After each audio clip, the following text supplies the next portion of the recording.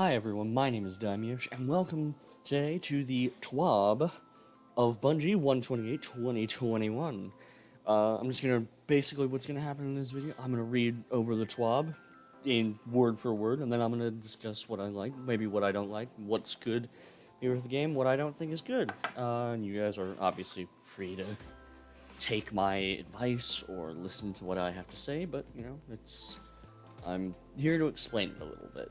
Alright, this week at Bungie, we introduce seasonal challenges. Welcome to the second to last TWAB of the Season of the Hunt. Many of you have been navigating the secrets of the Harbinger mission, uncovering randomly rolled Hawk Moons, and earning the Radiant Accipiter exotic ship. Content-wise, we're coming to a close for the season, and we're incredibly excited for what's to come in just a few short weeks. We've been covering some upcoming quality of life changes to Destiny 2, like in the return of Umbral Engrams, yes!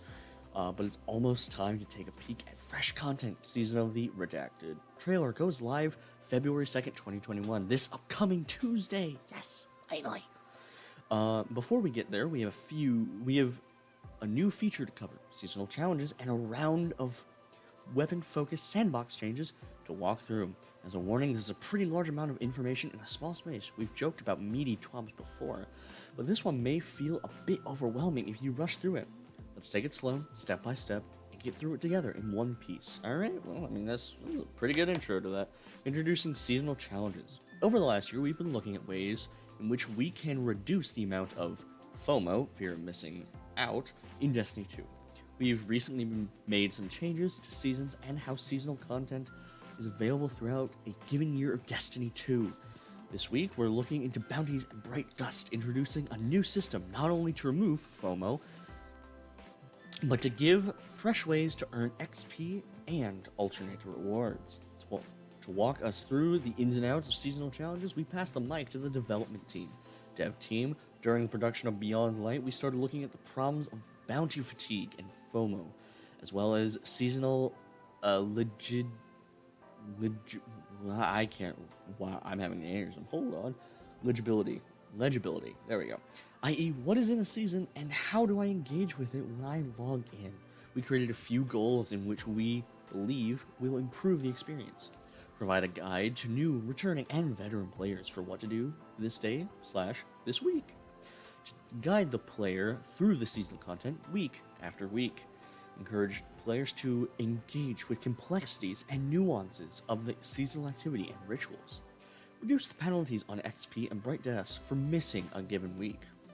I like that. I hated when I miss a week, some weekly bounties from like Zavala or fucking Shax, and I'm just like, damn it, skimping out on 200 Bright Dust. It's already as rare as it is. Like, Jesus. To solve these goals, we are introducing a new pursuit type for players, seasonal challenges. The seasonal challenges live on their own page and are accessed through the quest log or season pass and are separated by week. Oh, I like this. So week 1, week 2, week 3, week 4, 5, 6. Yeah, it's nicely detailed. I like that. I wonder if this has any indication on what the upcoming season is, but I can't really tell what some of the logos on there are. We'll figure it out. We'll figure it out next week. Here's a quick breakdown of how this feature works. Every week, for the first 10 weeks of the season, between 3 and 10 new challenges appear automatically for players. Some of the challenges deal with the seasonal content. Others push players to complete strikes, Gambit, and the Crucible, or to focus on non-activity focused Destiny rituals like gaining power, unlocking seasonal artifact mods, or improving guns and armor. These challenges can only be completed once per account. I think that's fair, yeah. I mean, if it deals with Bright Dust, yeah, that is fair. But once they become available, these challenges can be completed at any time before the end of the season. Oh, love it. I love that, actually. That's a big one for me. Do not need to be started or picked up from a vendor. Thank goodness. As an example, if a player doesn't play for weeks 2 through 4, they can return on week 5 and have all those challenges waiting for them. Completing each challenge rewards XP and contributes to your season pass ranks. Other rewards could be Bright Dust, seasonal currency, or other interesting items. In moving away from weekly bounties, which were restricted to broad objectives tied to ritual activities, we have taken more leeway in creating some more interesting and difficult challenges. These may be things you're already doing, or things to test your ability. Some of these include defeating the prime evil envoys in Gambit, defeating enemies in a Nightfall the Ordeal with seasonal weapons. I don't like some weapon-specific stuff.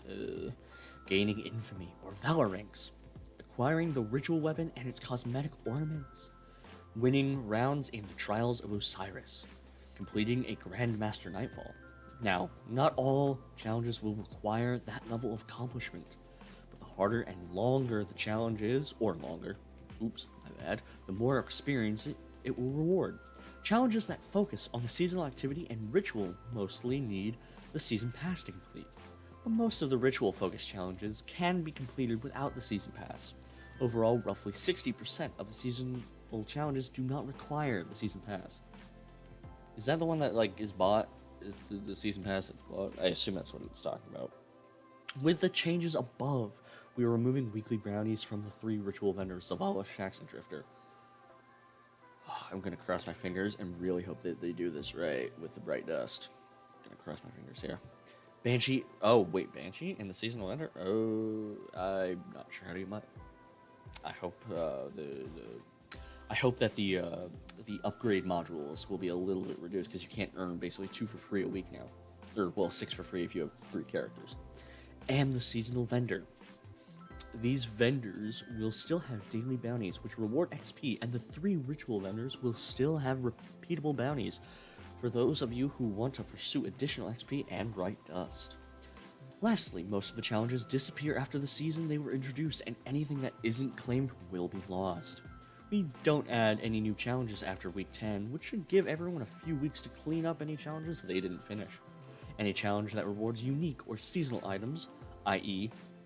currencies, lore books, seasonal weapons, etc., can be completed as long as the seasonal activity is still in-game. When XP awarded for completing the challenge will only be available during the season it was introduced. Now then, let's talk Bright Dust.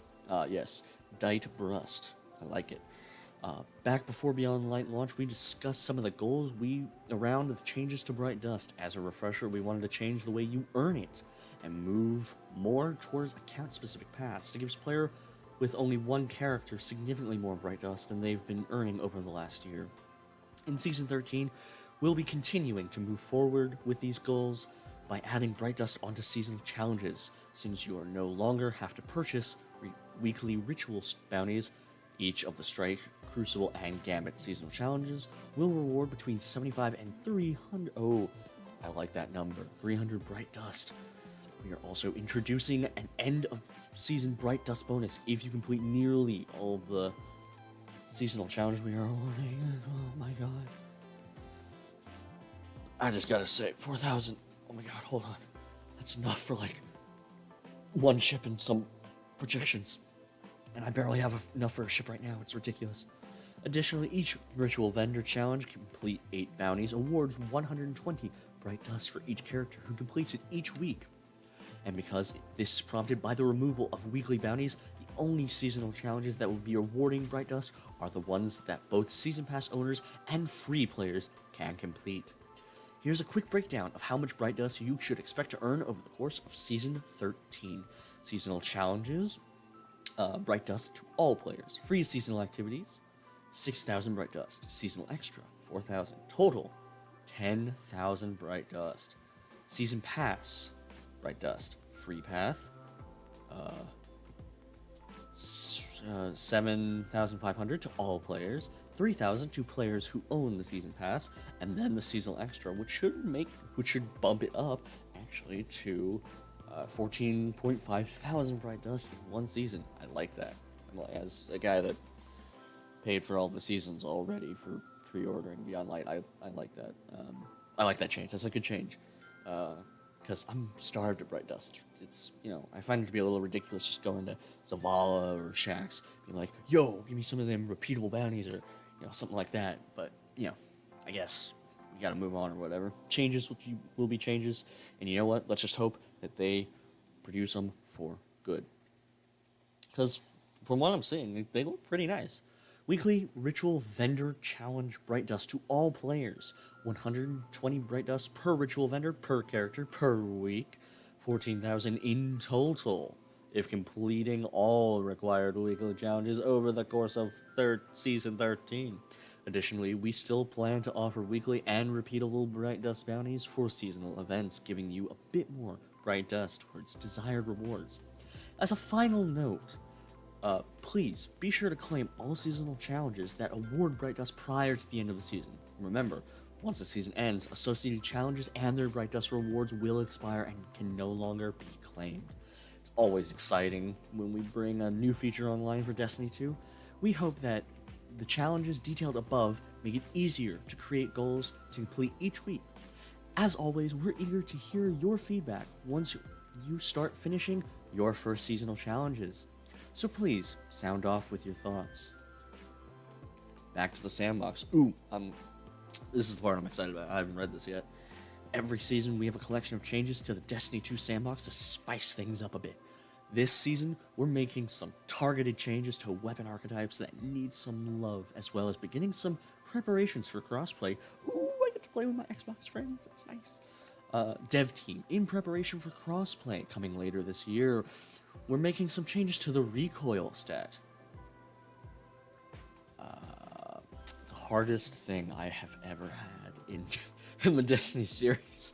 I could barely, for those that were Destiny 1 veterans, for some reason, I could barely control a hand cannon, and just barely control the weapon Genesis Chain. For those that don't know, that was a Wrath of the Machine raid weapon. It was a great raid weapon with its own unique perks. It was fantastic. I miss raid unique perks. They were great.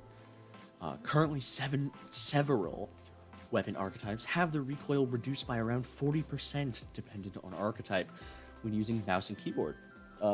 When they say mouse and keyboard, I will be referring to M and K. This results in an issue where players on M and K are able to largely ignore the stability stat. I actually take great caution in the stability stat still, which is weird for me, but give or take. Creating unintended discrepancies in weapon performance between controllers and M and K. The following weapon archetypes will have their mouse and keyboard M and K recoiled adjusted closer to controller. The reduced difference from roughly 40% to roughly 20%. Auto rifle, don't really care. Kind of care.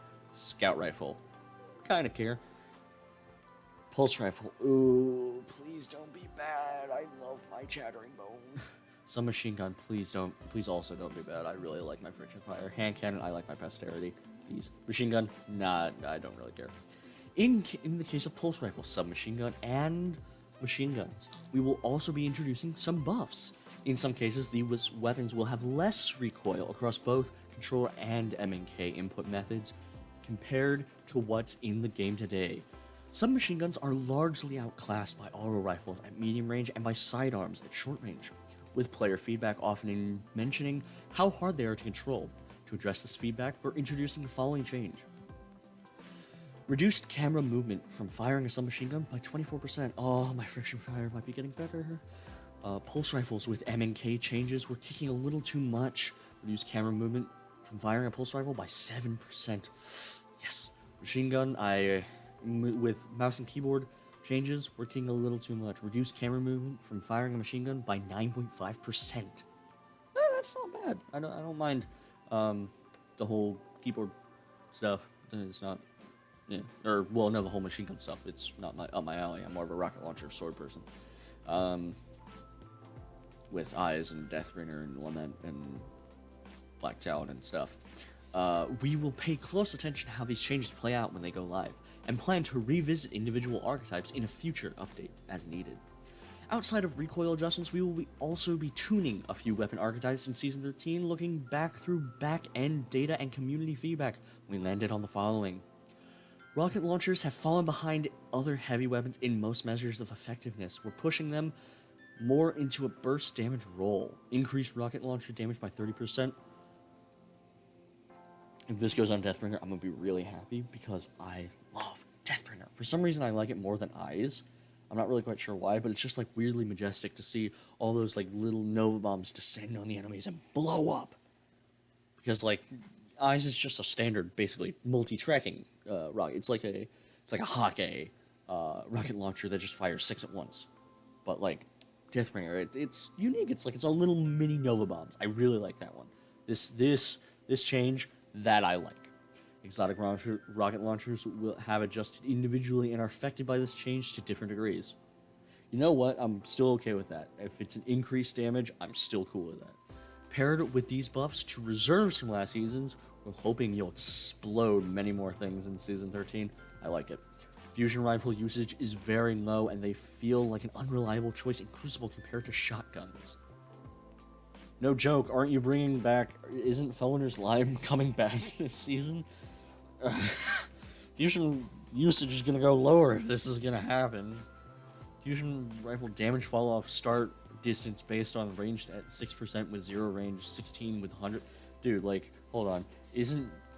I would think probably, like, Jotun is probably the most used? I would think. Don't quote me on this. I would think it's the most used, so, like, this doesn't really matter to me. Reduced camera movement from firing a fusion rifle by 9.5%. Oh, so that's universal, so that's nice. Anyway, breach grenade launchers, so Truth Teller. Usage is very low outside Mountaintop. We believe part of the reason is that the loop of hold the trigger to arm, then release to detonate is challenging to execute, particularly since projectiles can bounce off targets if the trigger is held. Breach grenade launcher projectiles will now detonate on impact with a character, even if holding the trigger. This one, I'm a little on the fence about. I like this change, but like one of the things I thought that was unique to Breach grenade launchers was that you'd have to time it perfectly. Like, you know, I thought it was cool like that, but I can see it as a plus for most players. Anyway, nerfs. While sniper rifle usage has dropped in Crucible, we've observed that it's hard to challenge someone with a sniper rifle. Even if you get the first shot on an enemy, they can often respond and win the fight. Increased, ADS flinch, so aim down sights, flinch, when taking damage from other players. Okay, I like it, I'm liking it. But it looks like this is just a Crucible thing, because I don't know why, I just got like a great supremacy from Last Wish, and I'm like super happy about it, and I was really fearing when I saw nerfs and sniper rifles. I was like, hold up, maybe don't do this to me, please. Anyway, swords are extremely dominant in PvE, no joke. At this time, 65% of players are using swords for the majority of gameplay encounters in Destiny 2. While we are introducing a buff to rocket launchers to make them a bit more enticing, we feel that swords do too much damage compared to other options. Reduce sword damage by 15% off on top of the guillotine, reduced damage of 25% from last season. Or, well, I guess it wouldn't affect this season. But the thing I actually used to make up for the guillotine damage, I would use high energy fire, basically just to make it do standard damage, because I'm pretty sure that's roughly a 20% damage increase. So you get that high energy fire, you're doing the exact same damage. And if you have Lament, you're doing tons of damage. It's great. But this I can see as a big positive, just to rotate some new heavies into the like meta and maybe get some of, you know, the rocket launchers going. You know, I want to see more explosions, you know. I don't, you know, when I go farming on the moon at the Altars of Sorrow, I don't see enough rocket launchers. I rarely do, because those used to be exciting and stuff, but I don't see them anymore. I'm really happy about the rocket launcher change. Exotic changes and bug fixes. Some exotic weapons lose their buffs when you switch weapons, which is intended. They would also lose their buffs when pulling out your Ghost Shell, which is not intended.